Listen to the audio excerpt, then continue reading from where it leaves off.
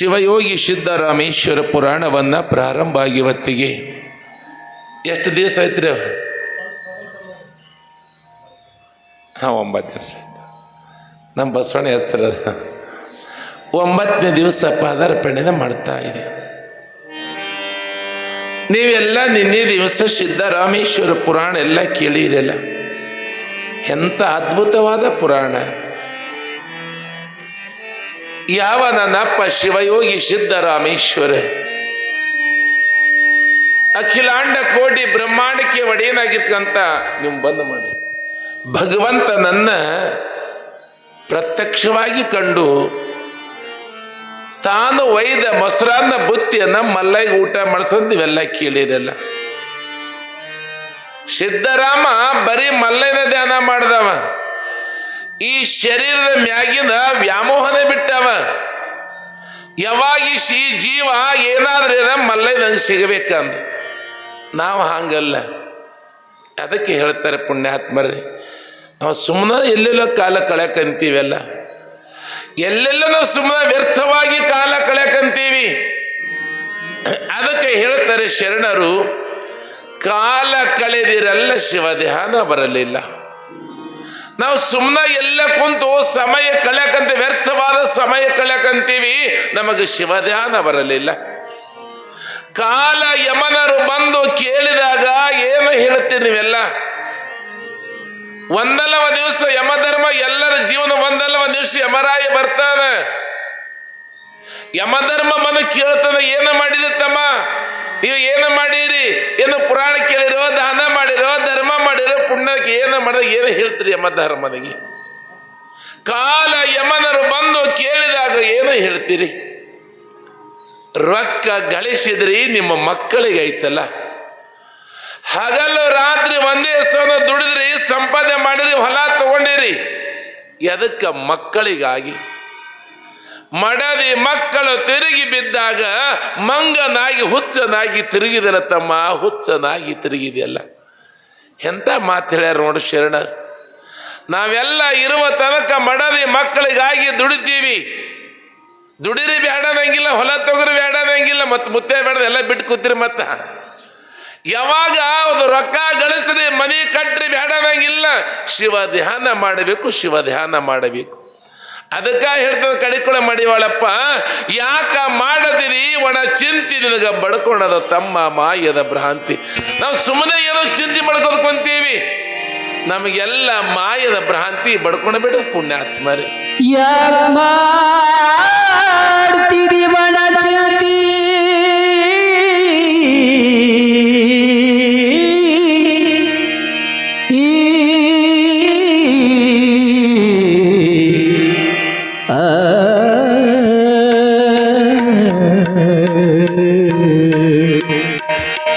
ಮಾಡುತ್ತಿದ್ದೀನಿ ಒಣ ಚಿಂತಿ, ಮಾಡುತ್ತಿದ್ದೀನಿ ಒಣ ಚಿಂತಿ, ನಿನಗ ಬಡುಕೊಂಡದ ಮಾಯದ ಭ್ರಾಂತಿ, ಬಡುಕೊಂಡದ ಮಾಯದ ಭ್ರಾಂತಿ.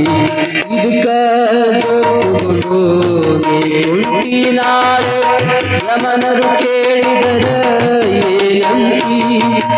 ಯಾಕಿದ್ದೀನಿ ಒಣ ಚಿಂತಿ, ಯಾಕಿದ್ದೀನಿ ಒಣ ಚಿಂತಿ.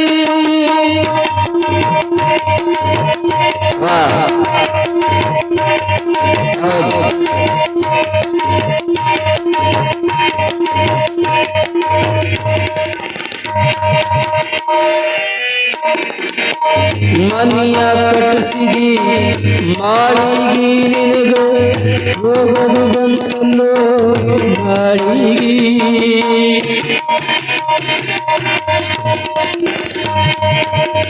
ಮನೆಯ ಕಟ್ಟಿಸಿದಿ ಮಾಡಿ, ನಿನಗ ಹೋಗದು ಬಂತಲ್ಲೋ ನಾಳಿ. ಗಂಗಡಿದು ಮಾಡ್ಯಾರ ಗಂಗುಡಿದು ಮಾಡ್ಯಾರ ಜೋಡಿಗಿ, ಇಟ್ಟು ಬಂದು ನಿಂತರಲು ಹುಡುಗಿ, ಇಟ್ಟು ಬಂದು ನಿಂತರಲು ಹುಡುಗಿ. ಯಾಕೆ ಮಾಡುತ್ತಿದ್ದೀನಿ ಬಣ ಚಿಂತಿ ಯಾಕೆ ಮಾಡುತ್ತೀರಿ ಬಣ ಚಿಂತಿ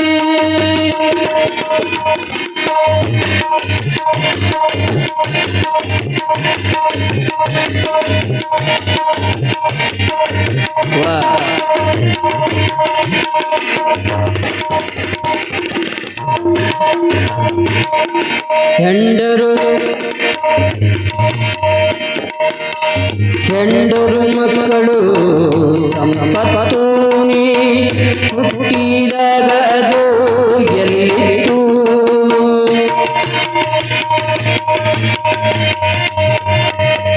ಹೆಂಡರು ಮಕ್ಕಳು ಸಂಪತ್ತು ನೀ ಹುಟ್ಟಿದಾಗ ಅದು ಎಲ್ಲಿತ್ತು ನಡ ನಡುವೆ ಬಂದು ಗಂಟು ಬಿಟ್ಟು ನಡ ನಡುವೆ ಬಂದು ಗಂಟು ಬಿಟ್ಟು ತಿಳಿದು ನೋಡಮ್ಮ ಇದು ರುಳಕುಂಟು ತಿಳಿದು ನೋಡಮ್ಮ ಇದು ರುಳಕುಂಟು ಯಾಕಾಡುತ್ತೀರಿ ಮನ ಚಿಂತಿ ಯಾಕಾಡುತ್ತೀರಿ ಮನ ಚಿಂತಿ ನಿನಗ ಹುಡುಕೊಂಡದ ಮಾಯದ ಭ್ರಾಂತಿ ಹುಡುಕೊಂಡದ ಮಾಯದ ಭ್ರಾಂತಿ ಯಾಕಾಡುತ್ತೀರಿ ಮನ ಚಿಂತಿ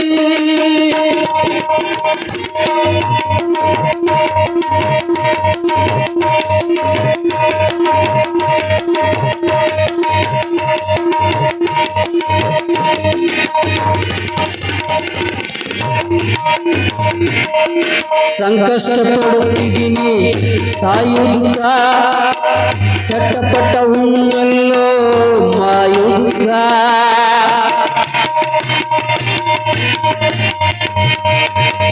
ಸಂಕಷ್ಟ ಪಡುತ್ತಿದ್ದೀನಿ ಸಾಯುಗ ಸಟ್ಟಪಟ್ಟವುಲ್ಲೋ ಮಾಯುಗ ಹೊರರು ಸುರು ಮಹಾಂತನೆ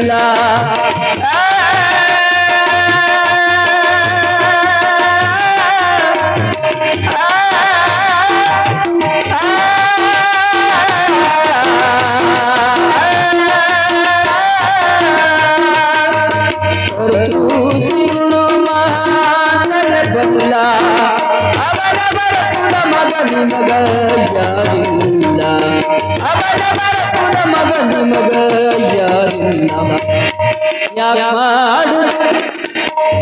ಮಾಡುತ್ತೀರಿ ಮನ ಚಿಂತಿ ಯಾಕೆ ಮಾಡುತ್ತೀರಿ ಮನ ಚಿಂತಿ ನಿನಗ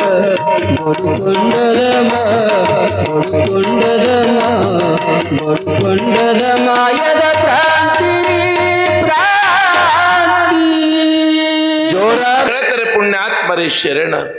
ನಾವೆಲ್ಲ ಸುಮ್ಮನೆ ಒಣ ಚಿಂತೆ ಮಾಡಕ್ಕಂತೀವಿ.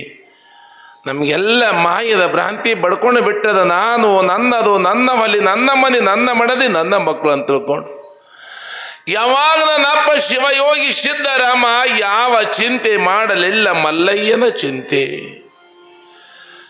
ಯಾವಾಗ ನಿನ್ನೆ ದಿವಸ ಮಲ್ಲಯ್ಯನ ಸಲುವಾಗಿ ಒಂದೇ ಸಲ ಹಲವದ ದುಃಖ ಮಾಡ್ದ. ಕೊನೆಯದಾಗಿ ಮಲ್ಲಯ್ಯ ಸಿಗಲೆಂದ್ರು ತನ್ನ ಪ್ರಾಣವನ್ನೇ ಕೊಡಲು ಸಿದ್ಧನಾದ. ಮಲ್ಲಯ್ಯ ಬಂದು ಅವನ ಕೈಯೊಳಗೆ ಮೊಸರನ್ನ ಬುತ್ತಿ ಊಟ ಮಾಡ್ದಲ್ಲೆವು. ಎಷ್ಟು ಜನ ದೇವ್ರಿಗೆ ಊಟ ಮಾಡಿಸೋರಿಲ್ಲ ಅಂತೀರಿ ನೀವೆಲ್ಲ?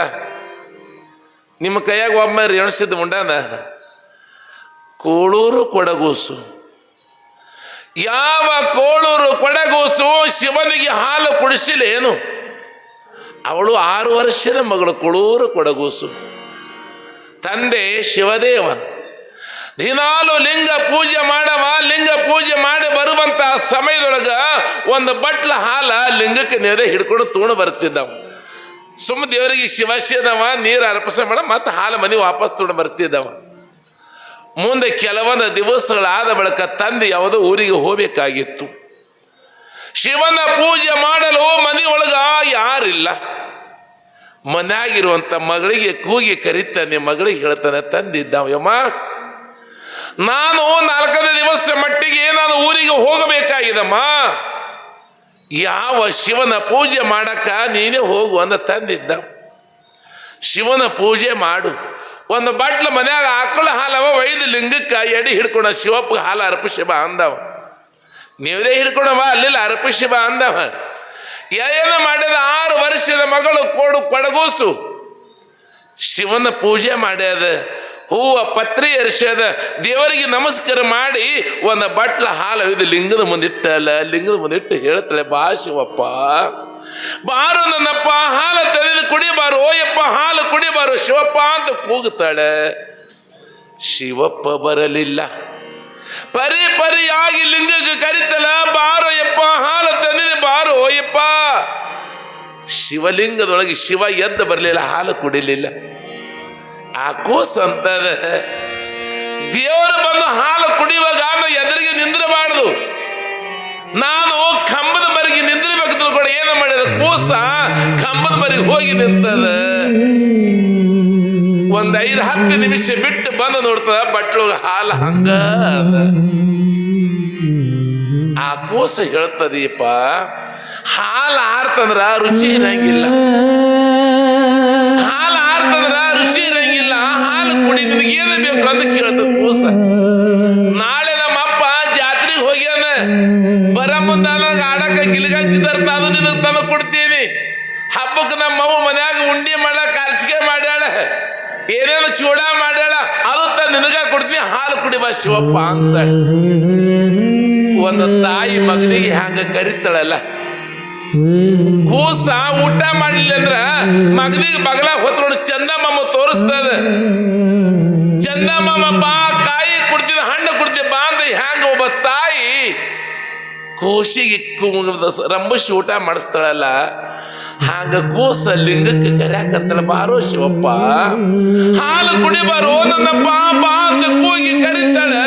ಯಾವ ಕೊಡಗೂಸು ಎಷ್ಟು ಕೂಗಿ ಕರೆದರು ಲಿಂಗ ಶಿವ ಬರಲಿಲ್ಲ. ಅವಾಗ ಮಗು ಹೇಳುತ್ತದೆ, ಏ ಶಿವ ಬಾರಪ್ಪ ಅಂತ ಕೂಗಿ ಕರಿವಂತ ಸಮಯದೊಳಗೆ ಕೈಲಾಸದಾಗ ತಾಯಿ ನನ್ನವ್ವ ಪಾರ್ಥ ದೇವಿ ಅಂತಾಳ. ಪಾರ್ವತ ದೇವಿ ಹೇಳ್ತಾಳ, ಹೋಗು ಪರಮಾತ್ಮ ಹೋಗು.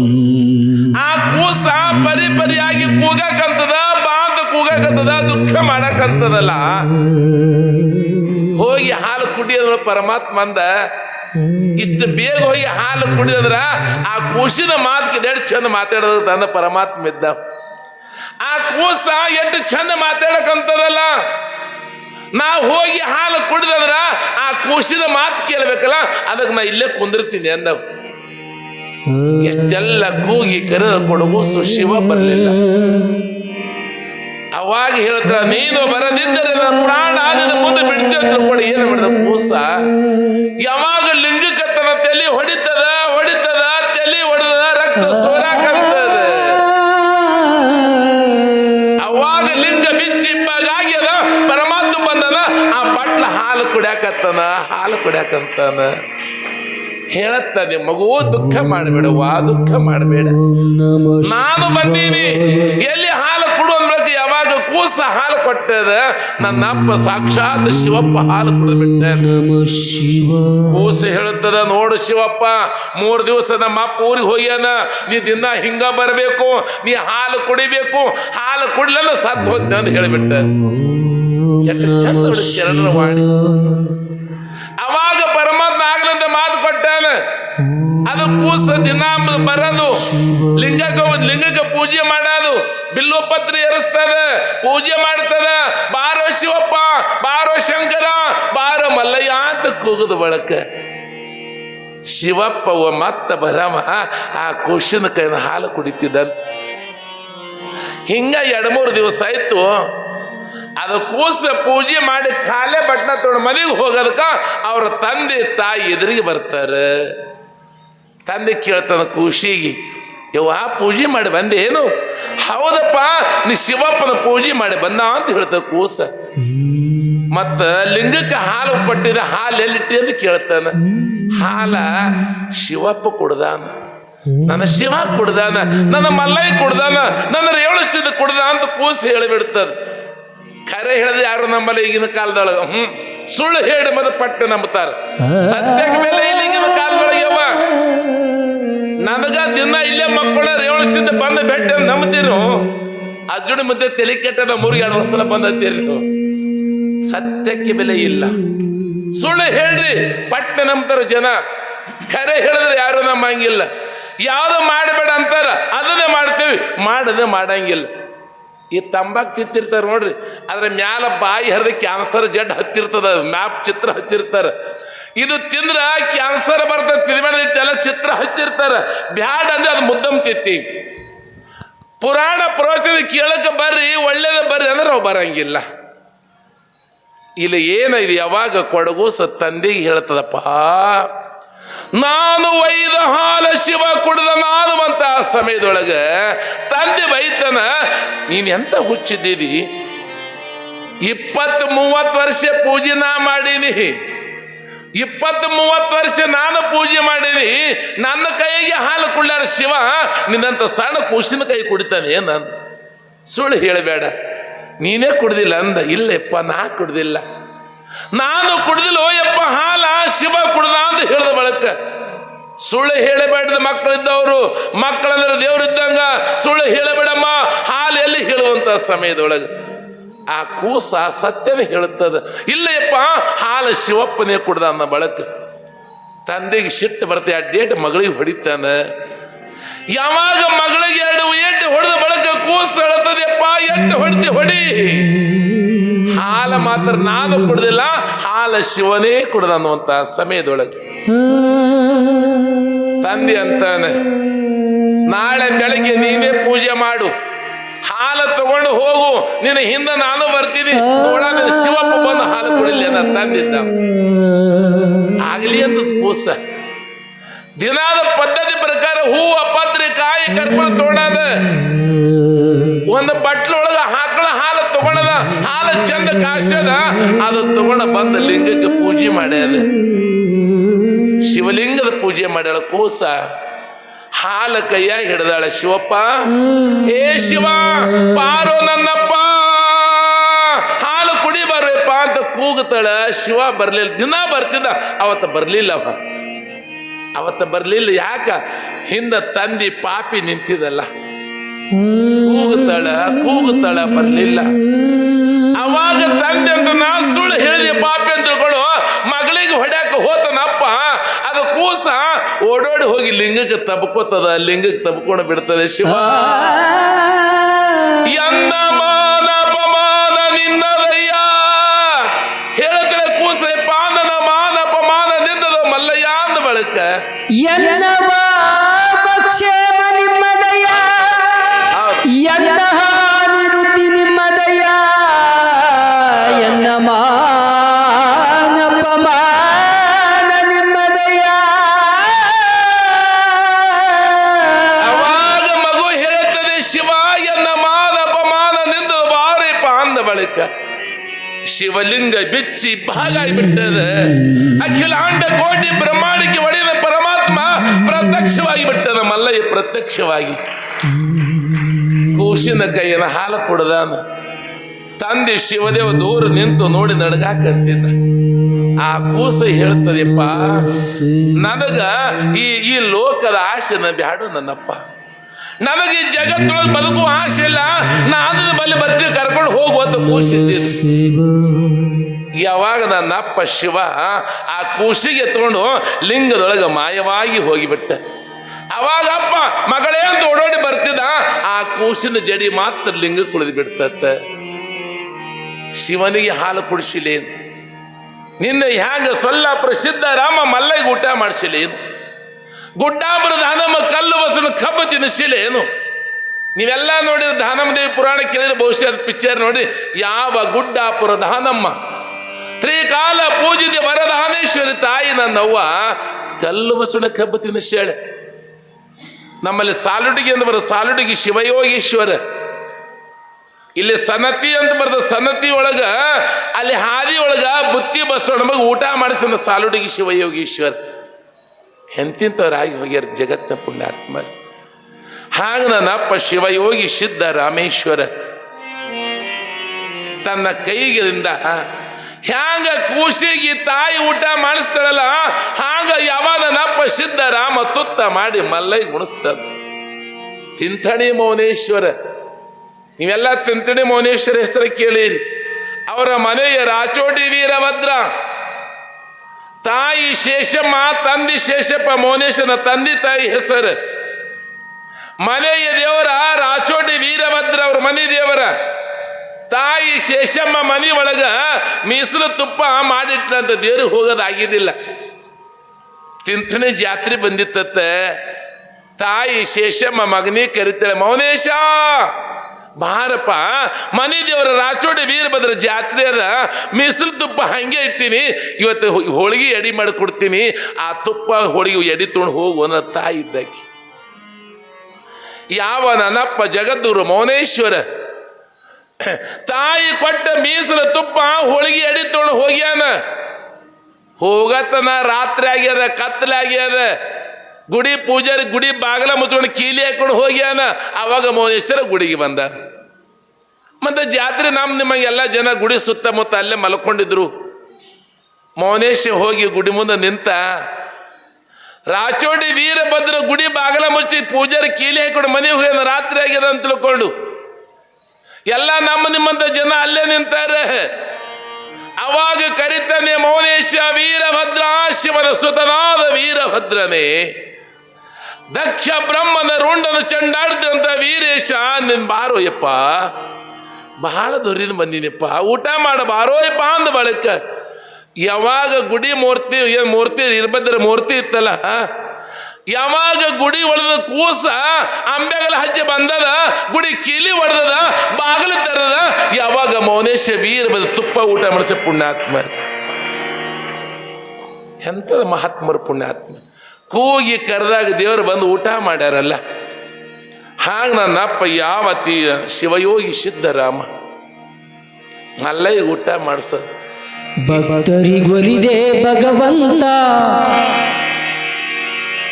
ಭಕ್ತರಿಗೊಲಿದೆ ಭಗವಂತ, ದರ್ಶನವ ನೀಡೋ ತಂದೆ ದರ್ಶನವ ನೀಡೋ.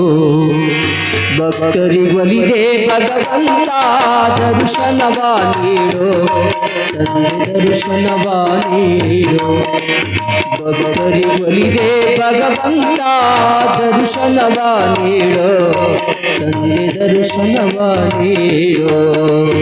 ದರ್ಶನವ ನೀಡೋ, ದರ್ಶನವ ನೀಡೋ.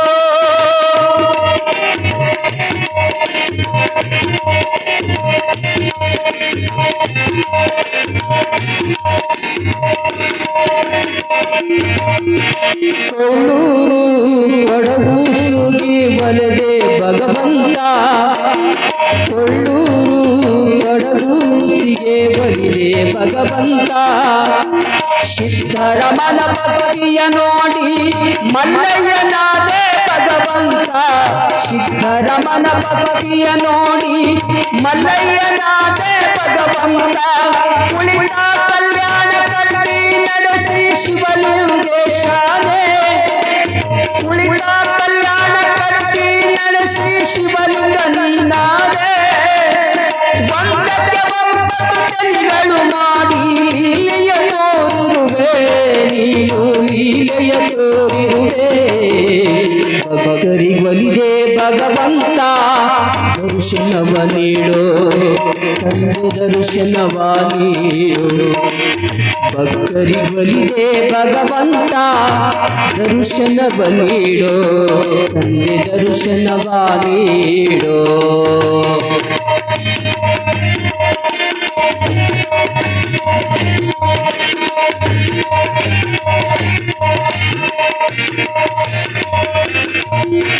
ಚಿಂತನೆ ಕ್ಷೇತ್ರದಲ್ಲಿ ಮೌನೇಶ ನೀನಾದೆ, ಚಿಂತನೆ ಕ್ಷೇತ್ರದಲ್ಲಿ ಮೌನೇಶ ನೀನಾದೆ.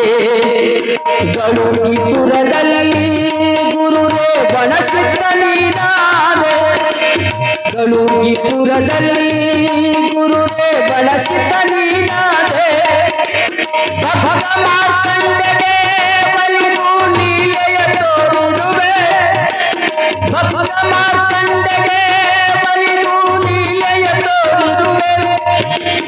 ನಿನ್ನ ಗುಣಗಾನ ಎಷ್ಟು ಹಾಡಿದರು ದಿನಗಳು ಸಾಲದು, ನಿನ್ನ ಗುಣಗಾನ ಸಾಲದೋ ಭಕ್ತರಿಗೊಲಿದೆ ಭಗವಂತ ದರ್ಶನವ ನೀಡೋ ಗುರುವೇ ದರ್ಶನವ ನೀಡೋ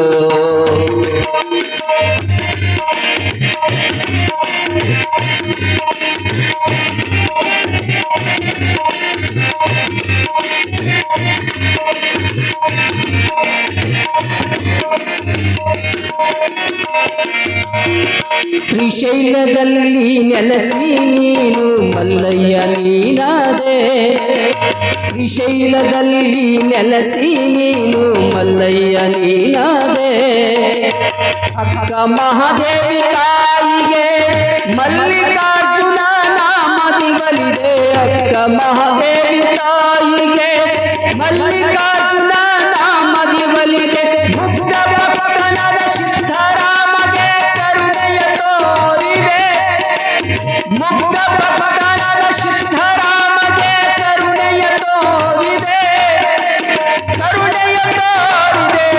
ಗುರುವೇ ಕರುಣೆಯ ತೋರಿದೆ ಭಕ್ತರಿಗೊಲಿದೆ ಭಗವಂತ ದರ್ಶನವ ನೀಡೋ ಗುರುವೇ ದರ್ಶನವ ನೀಡೋ ಭಕ್ತರಿಗೊಲಿದೆ ಭಗವಂತ ದರ್ಶನವ ನೀಡೋ ಗುರುವೇ ದರ್ಶನ ನೀಡೋ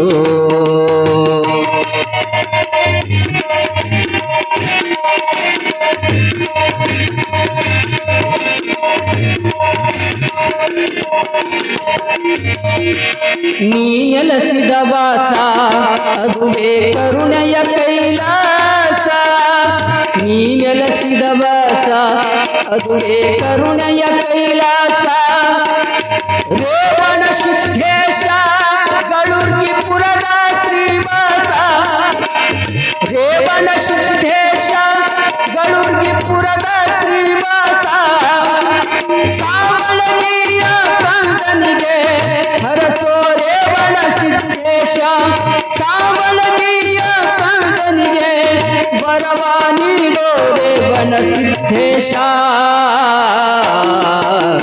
ಭಕ್ತರಿಗೊಲಿದೆ ಭಗವಂತ ದರ್ಶನವ ನೀಡೋ ಗುರುವೇ ದರ್ಶನವ ನೀಡೋ ಭಕ್ತರಿಗೊಲಿದೆ ಭಗವಂತ ದರ್ಶನವ ನೀಡೋ ಗುರುವೇ ದರ್ಶನವ ನೀಡೋ ಗುರುವೇ ದರ್ಶನವ ನೀಡೋ ಗುರುವೇ ದರ್ಶನವ ನೀಡೋ ದರ್ಶನ ನೀಡ್ತಾ ಪರಮಾತ್ಮ ಇಲ್ಲಂತಲ್ಲ.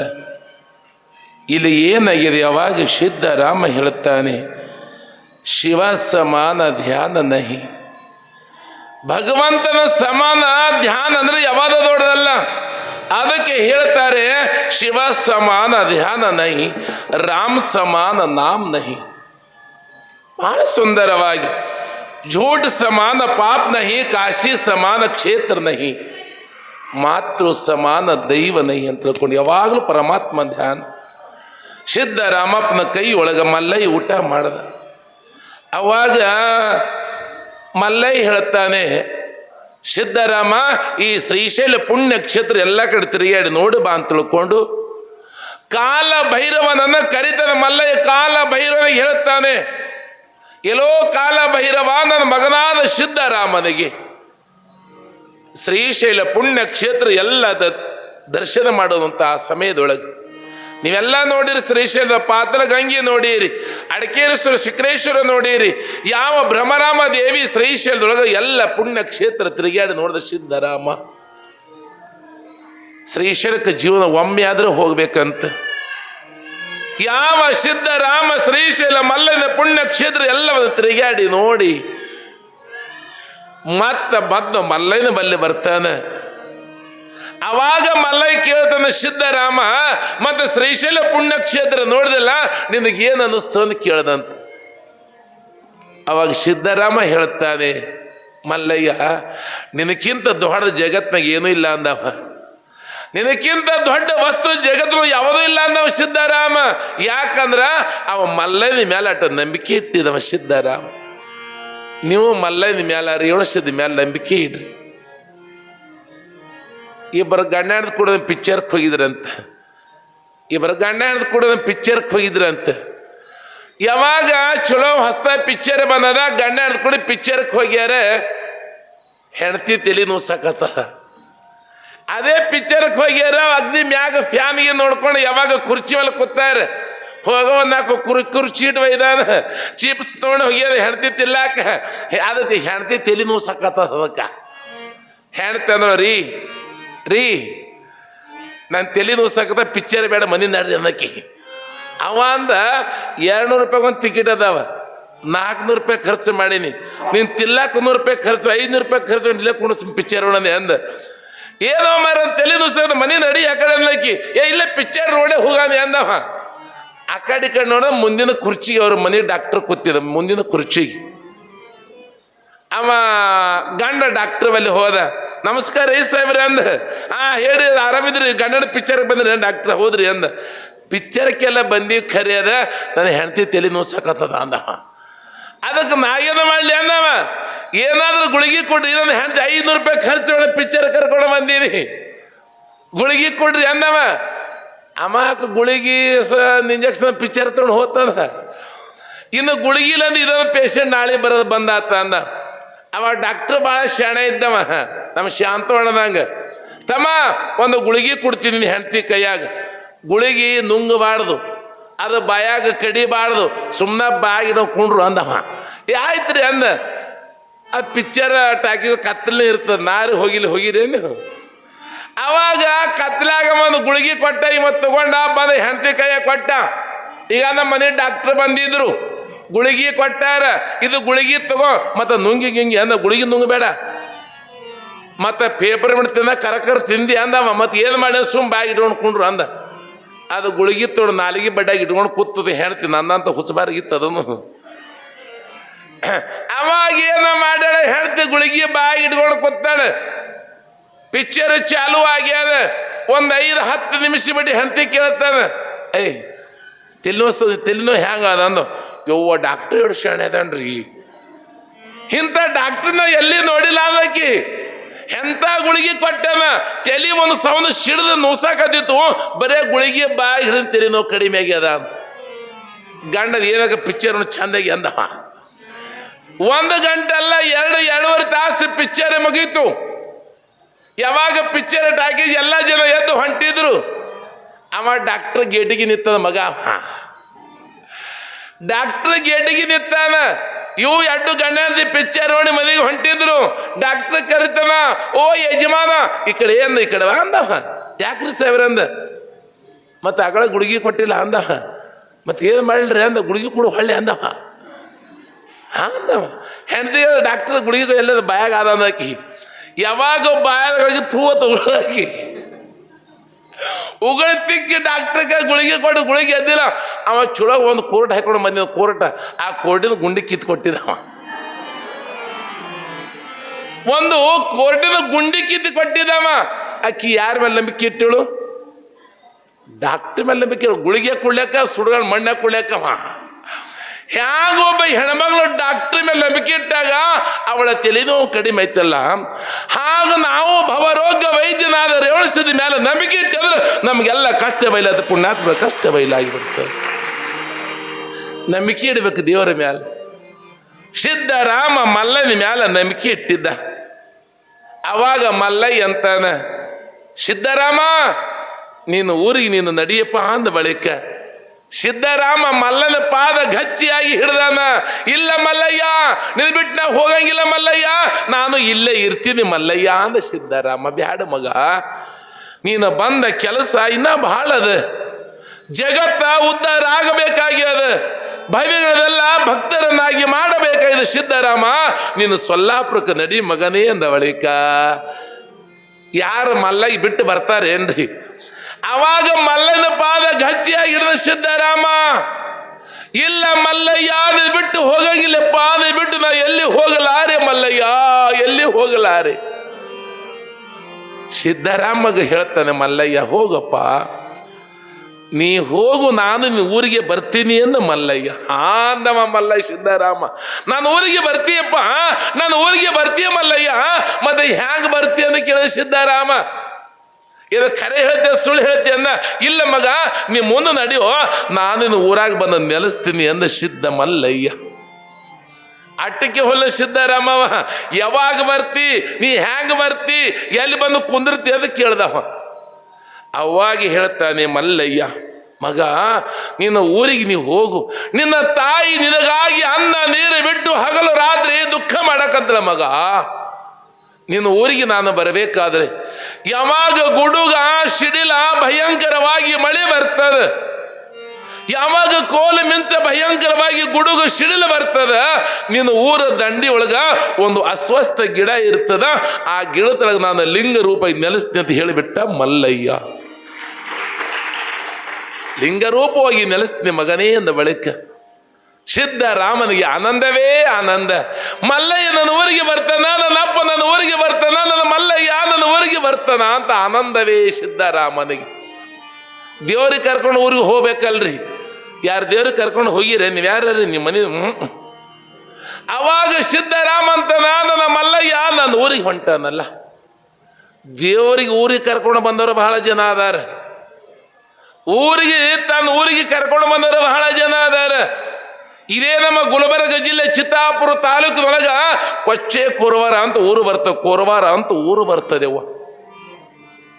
ಆ ಕೊಚ್ಚೆ ಕೋರವಾರ ಊರದೊಳಗ ಹೆಬ್ಬಾಳ ಬಂಡೆಪ್ಪ ಅಂತ ತಿಳ್ಕೊಂಡು, ಬಂಡೆಪ್ಪ ಹೆಬ್ಬಾಳಪ್ಪ ಜೇಡರ ಬಂಡೆಪ್ಪ, ಅವನ ಊರು ಹೆಬ್ಬಾಳ. ಅವರ ಮನೆಯ ದೇವರು ಹಲಕರಟ್ಟಿ ವೀರಭದ್ರೇಶ್ವರ. ದಿನಾಲು ಬಂಡೆಪ್ಪ ಮಲ್ಲಯ್ಯನ ವೀರಭದ್ರ ಸಲುವಾಗಿ ಹೋತಾನ. ಬಂಡೆಪ್ಪ ಎಲ್ಲಿ ಹಲಕಟ್ಟಿಗೆ ಬರ್ತಾನ, ಎಟ್ಟು ಮಳೆ ಇರಲಿ, ಗಾಳಿ ಇರಲಿ, ಬಿಸಿಲು ಇರಲಿ, ಕೈಯಾಗ ಎಡಿ ಹಿಡ್ಕೊಂಡು ಕೈಯಾಗ ಕಾಯಿ ಕರ್ಪೂರ ತಗೊಂಡು ಯಾವ ಬಂಡೆಪ್ಪ ವೀರಭದ್ರ ದರ್ಶನಕ್ಕೆ ಬರ್ತಿದ್ದಂತೆ. ಒಂದು ದಿವಸ ಭಯಂಕರವಾಗಿ ಮಳೆ ಬರ್ಲಾಕಂತದ, ಹಳ್ಳ ತುಂಬಿ ಹರ್ಯಾಕಂತದ. ಊರಾಗೆಲ್ಲ ನಿಮ್ಮಂತ ಜನ ಅಂತಾರೆ, ಏನೋ ಹುಚ್ಚ ಬಂಡೆಪ್ಪ, ಏನೋ ವೀರಭದ್ರ ತಲೆ ಕೆಟ್ಟ, ನಿನಗ ಮಳಿ ಬರ್ಲಾಕದ ಬಿಡು, ಹಾಲಾಗೆಲ್ಲ ಹಳ್ಳ ತುಂಬಿ ಹರ್ಯಾಕಂತದ, ಸತ್ಗಿತ್ತಿ ಬ್ಯಾಡ ಅಂತಾರೆ. ಬಂಡೆಪ್ಪ ಅಂತಾನೆಪ್ಪ, ಈ ದೇಹದ ಮ್ಯಾಗಿನ ಆಸೆ ನಾನು ಬಿಟ್ಟಿ ನನ್ನ ಬಳಕ ಏನಾದ್ರಿ ಅಂತ ತಿಳ್ಕೊಂಡು ಯಾವಾಗ ಬಂಡೆಪ್ಪ ಅಲ್ಲಿದೇನೋ ಹಲಕಟ್ಟು ಇರ್ಬದ್ರ ದರ್ಶನಕ್ಕೆ ಹೊಂಟಾನ. ಹಾಲಾಗ ಒಂದು ಕಾಗಿಲ ಒಂದು ಹಳ್ಳ ತುಂಬಿ ಹರ್ಯಾಕಂತದ. ಬಂಡೆಪ್ಪ ಹಳ್ಳದೊಳಗೆ ಕಂಬಳಿ ಹಾಸ್ಯದ, ಕಂಬಳಿ ಮೇಲೆ ಕುಂತಾನ. ವೀರಭದ್ರೇಶ್ವರ ಮಹಾರಾಜ್ ಕಂಬಳಿ ಮೇಲೆ ಕುತ್ಕೊಂಡ ಕಡೆ ದಂಡಿಗೆ ಹೋಗ್ಯಾನ. ವೀರಭದ್ರ ಗುಡ್ಯಾನ ಬಂದು ಹೊರಗೆ ನಿಂತಾನ. ನನ್ನ ಮಗ ಬರ್ತಾನ, ನನ್ನ ಕಂದ ಬರ್ತಾನ, ನನ್ನ ಬಂಡೆಪ್ಪ ಬರ್ತಾನ ಅಂದ್ಕೊಂಡು ವೀರಭದ್ರ ಬಾಗಿಲು ಮುಂದೆ ನಿಂತ ಗುಡಿ ಬಿಟ್ಟು ಹೊರಗೆ ಬಂದಿದ್ದು ವೀರಭದ್ರ. ಬಂಡೆಪ್ಪ ಹೋಗಿ ನೋಡ್ದ, ಸಾಕ್ಷಾತ್ ಶಿವನ ಸುತನಾದ ವೀರಭದ್ರ ಯಾವಾಗ ಬಾಗಿಲು ಹೊರಗೆ ನಿಂತಾನ. ಬಂಡೆಪ್ಪ ಓಡಾಡಿ ಹೋತನ. ಮೊದಲು ವೀರಭದ್ರ ಪವಿತ್ರ ಪಾದಕ ಹಣೆ ಹಚ್ಚಿ ನಮಸ್ಕಾರ ಮಾಡಿ ಹೇಳ್ತಾನಪ್ಪ, ಧನ್ಯನಾದೆ ನನ್ನಪ್ಪ, ಧನ್ಯನಾದಿಪ್ಪ. ಅವಾಗ ವೀರಭದ್ರ ಅಂತಾನೆ, ಬಂಡೆಪ್ಪ ಹಸಿವಾಗ್ಯದಪ್ಪ, ಹಸಿವಾಗ್ಯದ ಬಂಡೆಪ್ಪ, ದೌಡು ಊಟ ಕೊಡು ಅಂದ ಬಳಕ ಬಂಡೆಪ್ಪ ಊಟ ಮಾಡಿಸ್ತಾನೆ ವೀರಭದ್ರನೇ. ನಿನಗೇನು ಬೇಕಂತ ಕೇಳ್ತಾನೆ ವೀರಭದ್ರ ಬಂಡೆಪ್ಪ. ನಮಗೆ ಅದೇ ವೀರಭದ್ರ ಎಣಿಸದೆ ಕೇಳೋದೈತ, ನಾವು ಕೇಳ್ತೀವಿ, ಒಂದು ಮಟಕ ನಂಬರ್ ಕೊಡು, ಒಂದು 10 ಎಕರೆ ಹೊಲ ಕೊಡು, ಒಂದು ಚಲೋ ಮನಿ ಕೊಡು, ನಾ ಬೇಡ್ಕೊತಿದ್ದೆವು. ಯಾವ ಬಂಡೆಪ್ಪ ಲೌಕಿಕದ ಸುಖಗಳನ್ನ ಕೇಳಲಿಲ್ಲ. ಯಪ್ಪ ನನಗೆ ಯಾವುದು ಬೇಡ, ಸದಾವ ಕಲ್ಲಿನ ಪೂಜೆ ಮಾಡಕ್ಕೆ ಅದು ಒಂದೇ ಕೊಡು, ಮತ್ತೇನು ಬೇಡ ಅಂದ. ವೀರಭದ್ರ ಅಂದ, ಬ್ಯಾಡ ಮಗ, ಇಲ್ಲಿ ಬರಾಕ ಬಹಳ ಹೆರಣ ಆಗ್ತದ, ಬಹಳ ತ್ರಾಸ ಆಗ್ತದ, ನಾನೇನು ಊರಿಗೆ ಬರ್ತೀನಿ ನಡಿ ಅಂದ ವೀರಭದ್ರ. ಅವಾಗ ಬಂಡೆಪ್ಪ ಕೇಳ್ತಾನ, ಮತ್ತ ನೀ ಹ್ಯಾಂಗ ಬರ್ತೀನಿ, ನಾ ಹ್ಯಾಂಗ ಕರ್ಕೊಂಡು ಹೋಲಿ ಅಂದವ. ಅವಾಗ ಹೇಳ್ತಾನೆ ಹಲಕಟ್ಟಿ ವೀರಭದ್ರ ಹೇಳ್ತಾನೆ, ಮಗ ಬಂಡೆಪ್ಪ ನೀ ಮುಂದೆ ಹೋಗು, ನಾನು ಹಿಂದಿನ ಬರ್ತೀನಿ ಅಂದ. ಮತ್ತು ನೀ ಬರೋದು ನನಗೆ ಖುನಬೇಕು ಅಂದವ. ಗಟ್ಟಿಯಾಗಿ ಕೇಳಬೇಕು, ದೇವ್ರು ಸುಮ್ಮನೆ ಬರ್ತಾನೆ, ಗಪ್ಪ ಹೋಗಬಾರ್ದು. ಮತ್ತ ನೀ ಹಿಂದೆ ಹೊಂಟದ ನನಗೆ ಖೂನಾಗ್ಬೇಕಂದವ. ಅವಾಗ ಹೇಳ್ತಾನೆ ವೀರಭದ್ರ, ಹಿಂದ ಢೊಳ್ಳ ಝಾಂಗಟಿ ನಗಾರಿ ವಾದ್ಯ ಸಪ್ಪಡು, ನೀನು ಊರಿಗೆ ಬರ್ತೀನಿ ಮಗನೇ ಅಂದ ವೀರಭದ್ರ. ನೀನು ಊರಿಗೆ ಬರ್ತೀನಿ ಮಗನೇ, ಆದ್ರೆ ಹಳ್ಳಿ ಮಾತ್ರ ನೋಡಬೇಡ ಅಂದ ವೀರ. ಹಳ್ಳಿ ನೋಡಬೇಡಪ್ಪ, ನೀನು ಊರಿಗೆ ನಾ ಬರ್ತೀನಿ, ಹಳ್ಳಿ ನೋಡಬೇಡ ಬಂಡೆಪ್ಪ ಅಂದ ಬೆಳಕ ಆಗಲಿ ಅಂದಾನ. ಮುಂದೆ ಬಂಡೆಪ್ಪ ಹೊಂಟಾನ. ಹಿಂದ ಶಿವನ ಸುತನಾದ ವೀರಭದ್ರ ಹಿಂದಿನ ಹೊಂಟನ. ಏನು ಹಿಂದ ಡೊಳ್ಳ ಜಾಗಟೆ ನಗಾರಿ ವಾದ್ಯ ಸಪ್ರದ ವೀರಭದ್ರ ಹೊಂಟನ. ಬಂಡೆಪ್ಪ ಮುಂದೆ ವೀರಭದ್ರ ವೀರಭದ್ರ ವೀರಭದ್ರ ಅಂತ ಮುಂದೆ ಹೊಂಟನ. ಯಾವಾಗ ಕೋರ್ವಾರ ಮ್ಯಾಲ ಅಣಿ ಅಂದ್ರೆ ಡಿಬ್ಬಿ ಮ್ಯಾಲ ವೀರಭದ್ರನ ಮುಂದೆ ತೆಗ್ನಾಗ ಸ್ವಲ್ಪ ತೆಗ್ನಾಗ ಬಂಡೆಪ್ಪ ತೆಳಗ ತೆಗ್ನಾಗ ಆಗ್ಯಾನ. ಯಾಕೋ ಸ್ವಲ್ಪ ಡೊಳ್ಳ ಜಾಗಟಿ ಅವಾಜ ಕಮ್ಮಿ ಕೇಳಿಸಾಕತ್ತ ಬಂಡೆಪ್ಪ. ಯಾಕೋ ವಾದ್ಯ ಸಪ್ಪಳ ಕಡಿಮೆ ಕೇಳಿಸಾಕತ್ತದ. ಅವಾಗ ಬಂಡೆಪ್ಪ ಅಂದ, ನನ್ನ ಅಪ್ಪ ಹೊಂಟಾದಿಲ್ಲೋ, ನನ್ನ ವೀರಭದ್ರ ಹೊಂಟಾದಿಲ್ಲೋ, ನನ್ನ ವೀರೇಶ ಹೊಂಟಂತಲೋ.